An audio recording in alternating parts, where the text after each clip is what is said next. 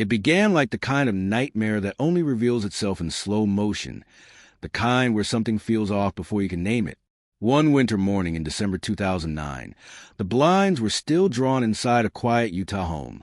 The pancakes on the counter had gone cold. Two small boys never made it to daycare. Their mother, Susan Powell, simply wasn't there. By noon, the first call started. By evening, a neighbor was peering through frosted windows. And by nightfall, West Valley City Police were standing in a house that looked as though life had just stopped. The fans were running, aimed at a damp patch of carpet. Susan's purse was gone, but her phone, keys, and husband were missing too. That was the last normal day in the Powell family's life, and the first of one of the most haunting disappearances in modern American history. Josh Powell, Susan's husband, came home late that day with a story that sent shivers down every detective's spine. He said he'd taken their two young sons camping at 1 a.m. in freezing temperatures in Utah's West Desert. Susan, he claimed, had decided not to come. When they returned, she was gone. The words hung in the air like smoke. Who takes toddlers camping in sub-zero weather after midnight? Why didn't he call anyone when he found his wife missing? Why was he so calm? Detectives described the feeling of walking into that home as off-kilter, as though it had been carefully staged but never finished. The couch cushions were damp. Cleaning supplies were out. There was no sign of struggle, but also no sense of peace.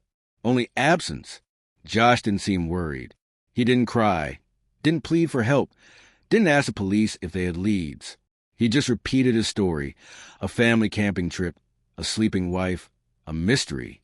But Susan's friends and family didn't buy it, not for a second. They knew Susan. They knew how careful she was. She never missed work, never left her boys behind, never ignored a call from her parents. Something had gone terribly wrong, and deep down, everyone could feel it. Within hours, the case of the missing Utah mother became a storm. News trucks lined the street. Police combed the Powell home. The media called it baffling. Her family called it a lie. And then came the details, the kind that don't just raise suspicion, but burn it into certainty. Investigators found traces of Susan's blood near the couch. They found a note she had written months earlier. "If I die, it may not be an accident." They learned she'd made a video of her belongings, in case she disappeared. She'd been documenting her life for protection, a warning few had understood until it was too late. The search widened. Officers dragged the frozen desert where Josh claimed to have camped. Snow covered everything. There were no tracks, no footprints, no campsite, nothing to prove he'd ever been there. Still, without a body, without a confession, there was no arrest. The law had limits. The public had theories. And Susan's family had only a hollow kind of hope left. As police dug deeper, the portrait that emerged of Josh Powell was that of a man collapsing under control and resentment.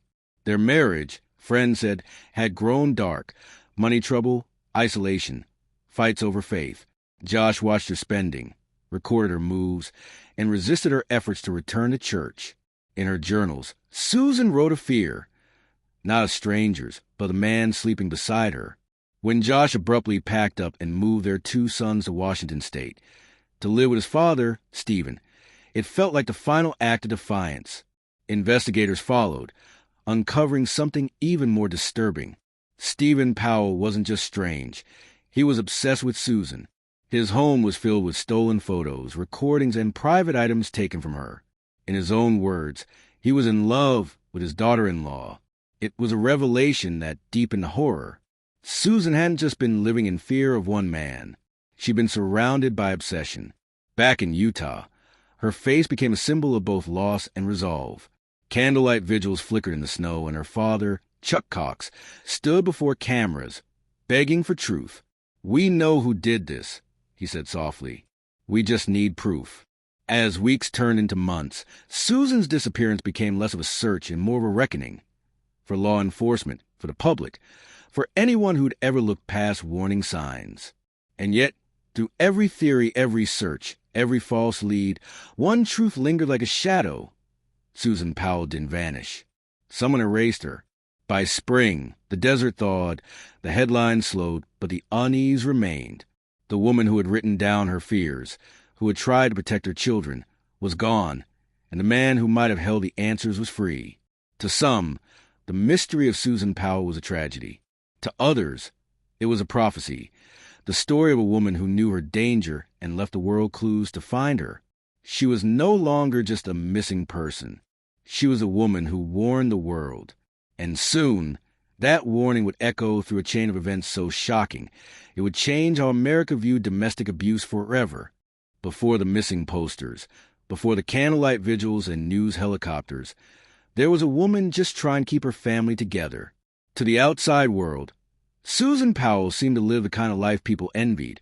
A young mother with 2 beautiful sons, a well-kept home, a husband who worked in IT, and an active church community. But behind that carefully painted picture was a marriage eroding in silence, one argument, one controlling gesture at a time. Susan was 28 when she married Joshua Powell in 2001. They'd met through their shared faith as members of the Church of Jesus Christ of Latter-day Saints. He was charming then, ambitious, articulate, slightly awkward but intelligent. He spoke about success, stability, and faith. Susan, with her warm smile and genuine optimism, believed in him. She wanted a partner, a home, and the life her faith had promised. At first, they were happy. They moved to West Valley City, bought a modest home, and welcomed 2 sons, Charlie and Braden.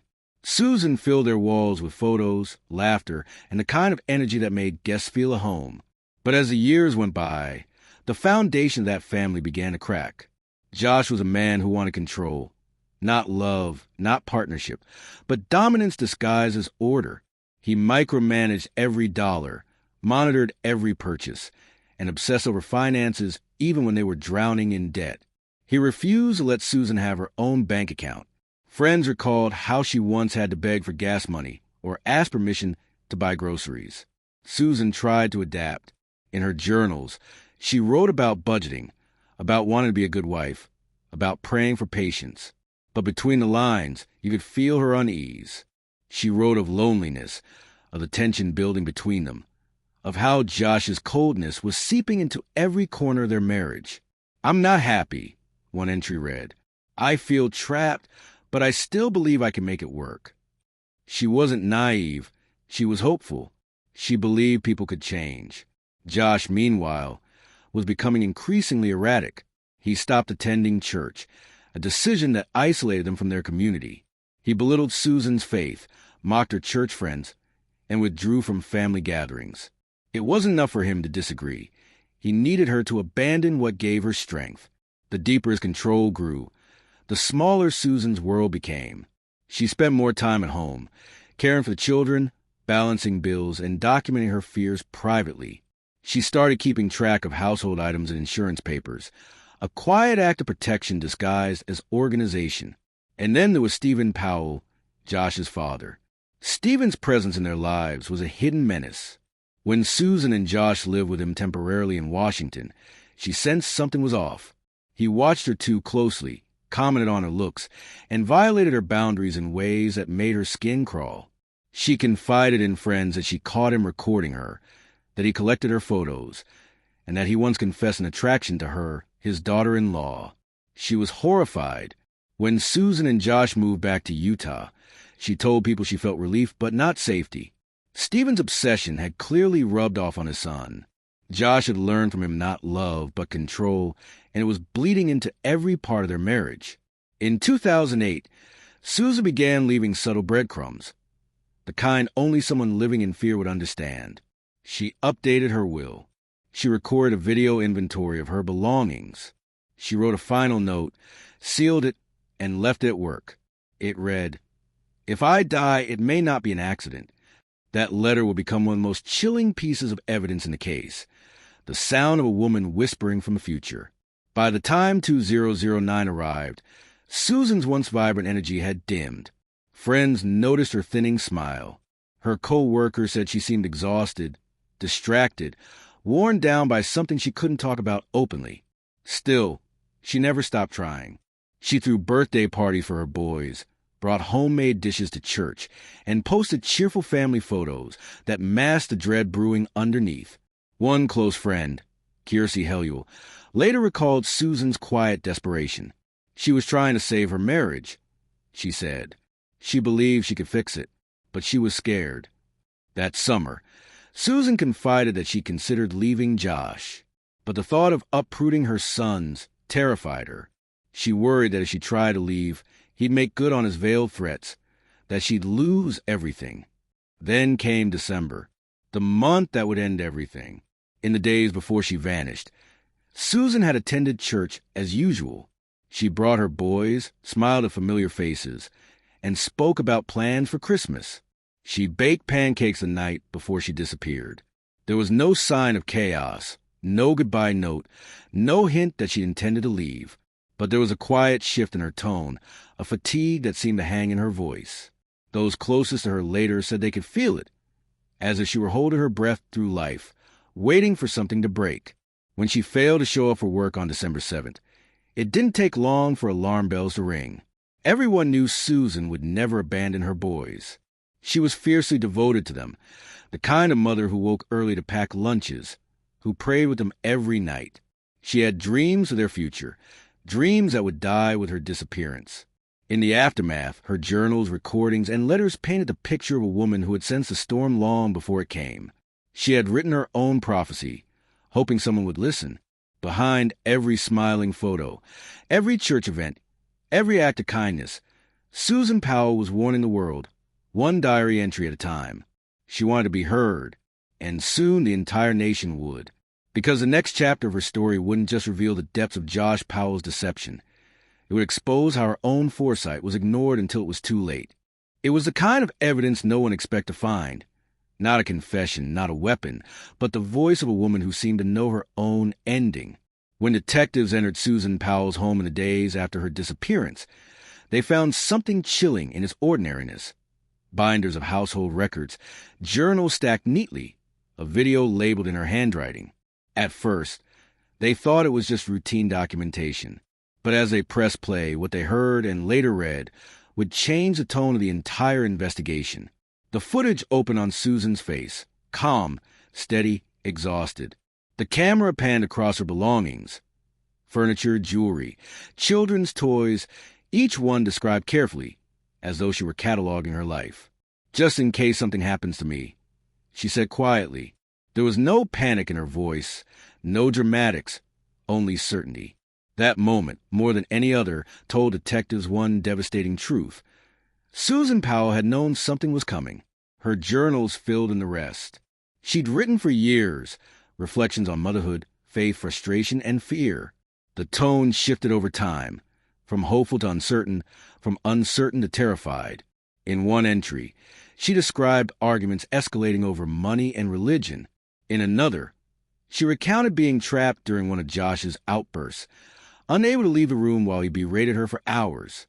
The most haunting lines appeared near the end. "He threatens to destroy me if I try to take the kids," she wrote. "I'm not safe.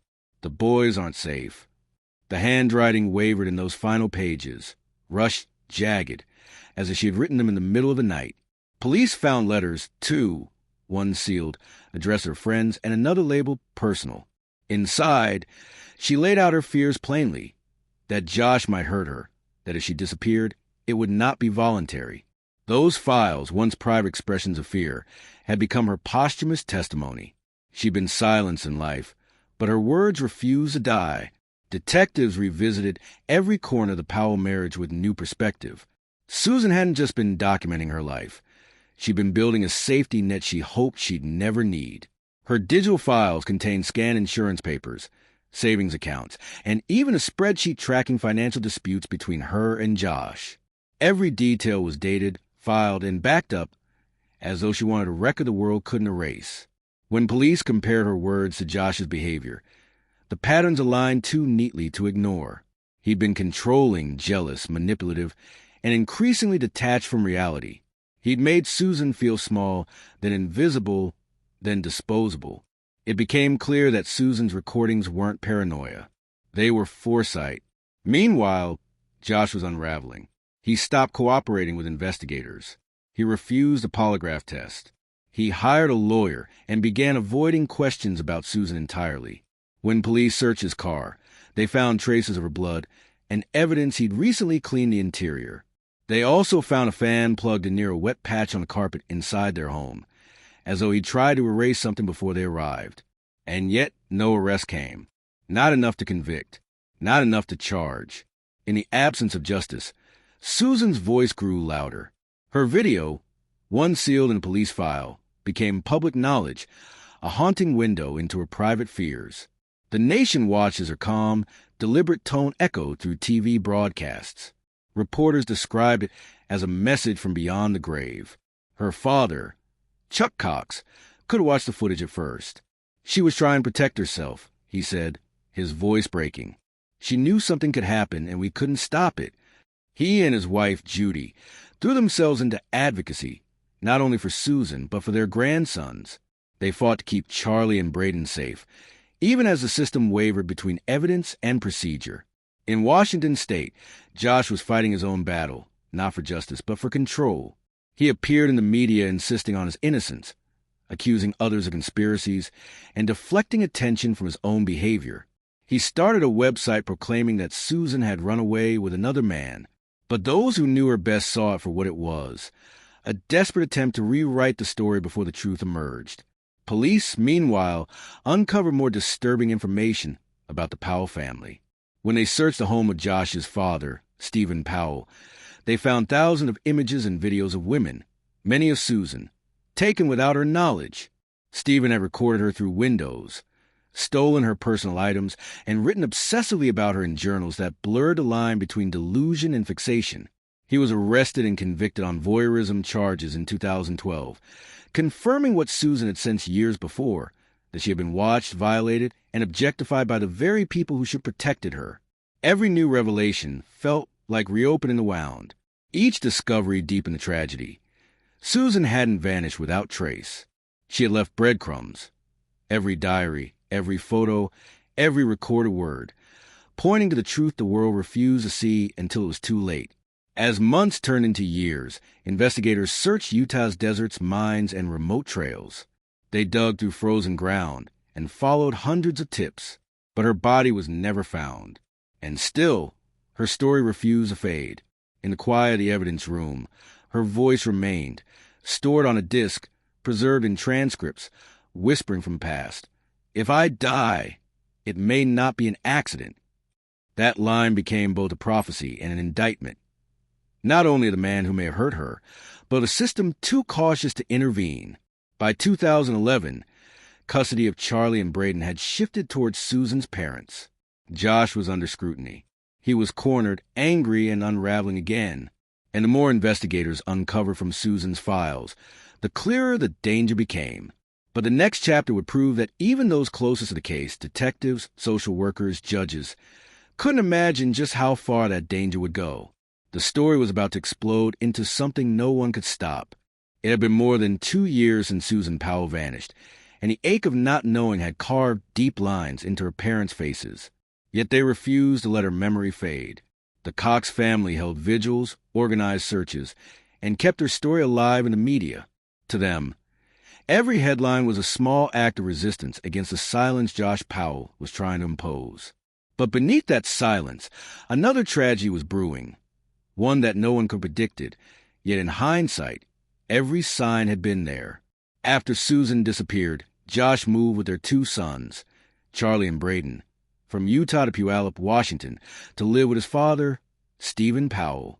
What the public didn't yet know was that Stephen was as disturbed as his son, and the home those 2 little boys were brought into was filled with a darkness, even more insidious than the desert that had swallowed their mother. Investigators later discovered Stephen's obsession with Susan. He had secretly filmed her, stolen her underwear, and written journals describing his twisted fantasies. To Josh, this behavior didn't seem alarming. It was almost normalized, a reflection of a family that had long blurred the line between love and control. Still, as police continued their investigation, they gathered every fragment they could: journals, hard drives, interviews, old photos. They discovered that Josh had backed up thousands of files, including what appeared to be Susan's personal documents and disturbing homemade videos. One of them showed Susan singing softly while Josh filmed her, uncomfortable, unaware that he was framing her not as a wife, but as a possession. Even as evidence mounted, Prosecutors knew the brutal truth. Without a body, they had no murder case. Josh Powell, untouchable in the eyes of the law, began playing the part of a persecuted single father. He told anyone who would listen that Susan had abandoned him, that the media had turned her into a martyr while he was a victim. But in private, his control over his children became absolute. Charlie and Braden, once lively boys, grew quieter. Teachers began noticing odd comments, small, haunting fragments of memory. One teacher reported that Charlie had said his mother was in the mine and that she didn't come back. He spoke of a camping trip, one that police already knew was a lie. Child psychologists later noted that children under duress often reveal the truth in fragments, the way broken glass reflects light. But each time the Cox family or social workers tried to reach the boys, Josh built higher walls. Then, in 2011, a break came from an unexpected place. Stephen Powell, Josh's father, was arrested on charges of voyeurism and child pornography. Inside his home, detectives found recordings of women and young girls, including videos of Susan. The arrest gave Child Protective Services the grounds to remove Charlie and Braden from Josh's custody, placing them with their maternal grandparents, Chuck and Judy Cox. For the first time since Susan's disappearance, the boys were safe. The Coxes hoped that with therapy and time, the children might reveal what they knew. But Josh Powell wasn't done. In early 2012, he petitioned the court for supervised visitation. The judge allowed it, under the condition that every visit would be monitored by a state social worker. On the morning of February 5th, 2012, during one such visit, the unimaginable happened. As the social worker escorted Charlie and Braden to Josh's rental home in Graham, Washington, Josh greeted them at the door with an unsettling calm. The boys ran ahead into the house. When the social worker tried to follow, Josh abruptly pulled the door shut. Seconds later, she smelled gasoline. Inside, Josh Powell took a hatchet and struck both boys before igniting the house in a fire explosion that killed all three of them. It was over in minutes. The social worker called 911, her voice shaking as she screamed that the father had locked her out and the house had exploded. The dispatcher, confused at first, kept asking for clarification, not realizing that one of the most horrifying domestic crimes in modern memory was unfolding in real time. When firefighters arrived, the home was engulfed in flames. The fire was so intense it melted the siding off nearby homes. There was no saving anyone. In the ashes, they found the bodies of Charlie, Braden, and Josh. The boys had died from smoke inhalation, but the hatchet wounds confirmed what investigators already feared. He had attacked them first. Josh Powell's final act was not spontaneous. It was planned. Detectives found cans of gasoline placed strategically throughout the home, a freshly made will, and emails he'd sent minutes before the fire. "I'm sorry. Goodbye." The news spread like wildfire across the nation. The story of the missing woman from Utah had just reached its cruel conclusion. Not with an arrest, but with annihilation. To many, it was a grotesque symbol of how the system had failed. Despite warnings from social workers and Susan's parents, Josh Powell had been granted access to the very children he was obsessed with controlling. And in the end, he destroyed them, too. When investigators went back to the files, the diaries, and the police reports, the chilling pattern was clear. Every warning sign had been there, written in Susan's own hand, etched in her fears. But no one had stopped him in time. The tragedy of February 5th, 2012, became a grim full stop in the Powell family saga. Yet for Susan's parents, it wasn't closure. It was confirmation that evil had been hiding in plain sight, where in the face of a husband, a father, a neighbor. But Susan's story wasn't done. Because in the wake of that fire, as the ashes cooled and the headlines faded, a quiet reckoning began. One that would turn her name into something larger than a mystery. It would become a warning to every system, every courtroom, every complacent ear that ever dismissed a woman's fear as paranoia. Susan Powell had tried to tell the world. Now, the world would finally listen. The fire that consumed Josh Powell's home did not just end lives. It ignited a national outcry. For years, Susan Powell's disappearance had hovered in the public consciousness as an unresolved mystery. But after that explosion in February 2012, it became something much deeper, a collective reckoning with all the warnings that had been ignored.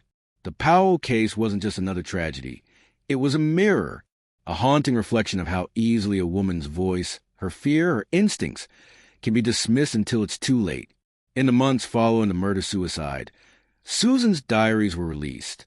Inside, she had chronicled the slow disintegration of her marriage, the isolation, the control, the gaslighting, and the fear that one day she might not make out alive. "He has threatened to destroy me," she wrote in one entry. "If I die, it may not be an accident." Those words, once seen as the scribbles of a stressed wife, became a prophecy. When people read them for the first time, they didn't just feel sorrow, they felt horror. Because Susan had done everything a woman is told to do when she feels unsafe. She sought help from her church, told friends, documented her fears, and reached out to family. And still, she vanished. The system that was meant to protect her, and later, her children, had failed at every turn. The outcry led to a tidal wave of public pressure. Journalists revisited the timeline. True crime documentaries examined the systemic failures, and lawmakers began drafting reforms. The Cox family, despite their grief, became reluctant advocates. Chuck and Judy Cox stood before cameras not as parents seeking revenge, but as crusaders for awareness. Their message was raw and unpolished, but it struck a chord. Listen when someone says they're afraid. Chuck said through tears at a vigil, listen before it becomes too late. Even in death, Susan's story resonated because it wasn't an isolated tragedy. It was universal. It was every story of a woman trapped in a relationship where control disguised itself as love, where appearances mattered more than truth. And that was the terrifying thing about Josh Powell. He didn't fit the archetype of a monster. He wasn't a man lurking in dark alleys. He was a husband next door, the neighbor who smiled, the father who attended church, worked in IT, and played with his kids in the yard. It was that normalcy that made his darkness invisible until it devoured everything. After the fire, search efforts for Susan's remains intensified. Law enforcement teams, volunteer organizations, and even cadaver dogs returned to the desolate Utah desert where Josh had claimed to go camping. Year after year, they scoured the frozen soil, explored mines, drained ponds, followed tips. But the desert kept its silence. Susan's body has never been found, yet her absence began to speak louder than any discovery could have. In 2013, the state of Washington passed new child protection laws inspired by her case, strengthening oversight in custody disputes involving domestic violence allegations. The Susan Cox Powell Foundation was created to support families navigating abuse, psychological manipulation, and child welfare battles. Her name became synonymous with both warning and legacy. The woman who tried to escape her abuser, the mother whose voice was finally heard when it was too late. Television specials, podcasts, and documentaries emerged in waves, but the tone changed after 2012. Where once the media had treated her case as a mystery, it now treated it as a cautionary tale. She wasn't a missing woman anymore. She was the voice of every silent survivor. The image of Susan that stayed with people wasn't from the police posters or the home videos. It was from the photographs of her smiling beside her sons, her eyes bright, unaware of the fate waiting just beyond the horizon. Those images became symbols, not of tragedy, but of endurance. In a way, the world finally gave Susan what she had always deserved: belief. Her story began to echo in domestic violence prevention campaigns, in classrooms, in church discussions, in quiet conversations between friends who saw themselves reflected in her fears. It became a story people used to teach others how to recognize coercive control, not just the bruises, but the subtler suffocations of independence. What haunted the public most wasn't only how Susan died, but how many chances there had been to save her. Every warning she left behind was a chance missed. Every silence from authorities, another nail in the coffin of trust. Still, her family refused to let that silence win. They visited schools, spoke at domestic abuse awareness events, and met other parents who had lost children to systemic negligence. Out of grief, they built a movement. Out of ashes, they built a warning. Even now, 15 years later, Susan's name still surfaces whenever a new case breaks. Another woman missing, another custody battle ending in violence, another system under scrutiny. Each time, journalists write her name like a prayer and a warning both. Susan Powell. Because Susan didn't just vanish. She left a map, a record of what fear looks like before it becomes tragedy, a record of what it costs when no one listens. And so, her legacy grew beyond the boundaries of West Valley City, beyond the desert where searchers still sometimes walk with shovels and hope. Her voice, captured in her journals, became part of the national dialogue on coercive control and domestic abuse. Proof that danger doesn't always with the face of a stranger.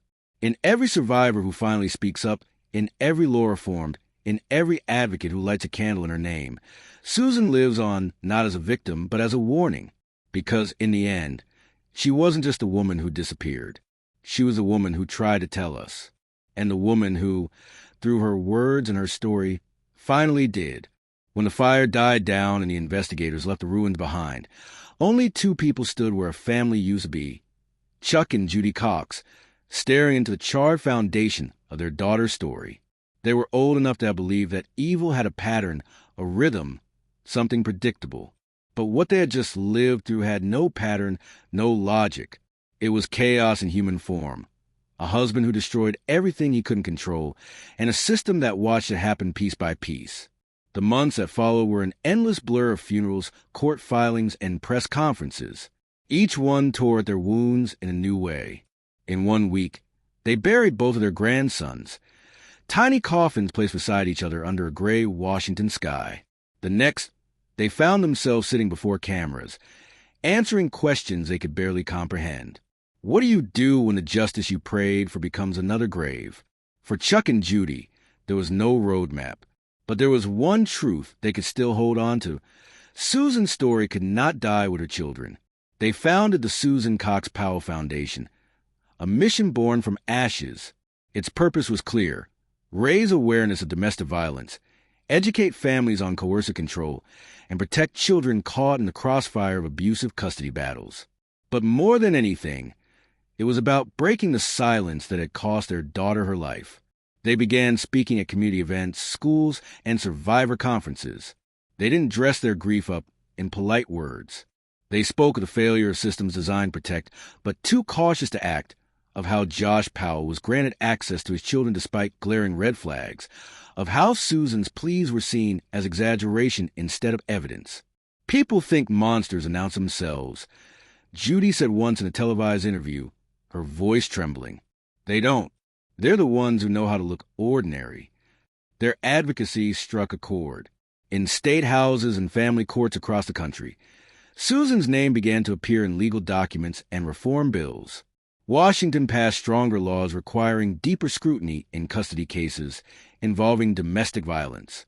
In Utah, new protocols for missing persons investigations were implemented, designed to react faster when a spouse vanishes under suspicious circumstances. Yet even as progress came, the pain never left.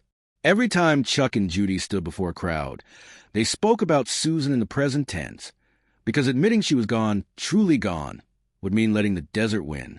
They still hoped, even after all these years, that someone might stumble upon her remains, that the earth would finally give back what Josh took. But as seasons passed and searches yielded nothing, they began to realize that Susan's resting place might never be found. And in that acceptance came a different kind of peace, the kind that comes from purpose. They learned to see her legacy not in where she was buried, but in what her story changed.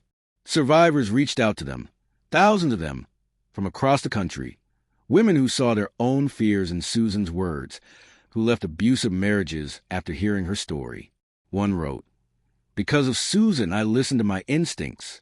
Because of Susan, I got out. For the Cox family, that became the meaning of survival, transforming tragedy into warning and pain into protection for others." Still, there were nights when Chuck would drive out to the edge of the desert near Simpson Springs, the same wasteland where Josh claimed to have gone camping that night in 2009. He would stand in the cold wind, listening to the sound of it moving over the sand, and whisper to his daughter, "We're still looking," he'd say softly. "We'll always be looking." And maybe that's what made Susan's story linger so powerfully. Not the crime, not the headlines, not even the documentaries, but the devotion that refused to fade. the love that remained long after justice failed. Because what happened to Susan Powell wasn't an accident of circumstance.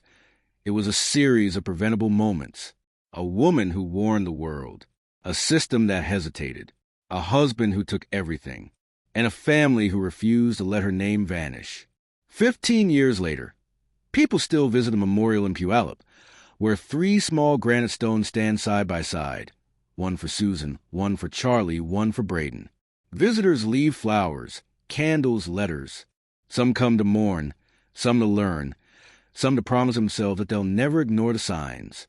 And above all, they come to remember what this family endured for the world to finally understand.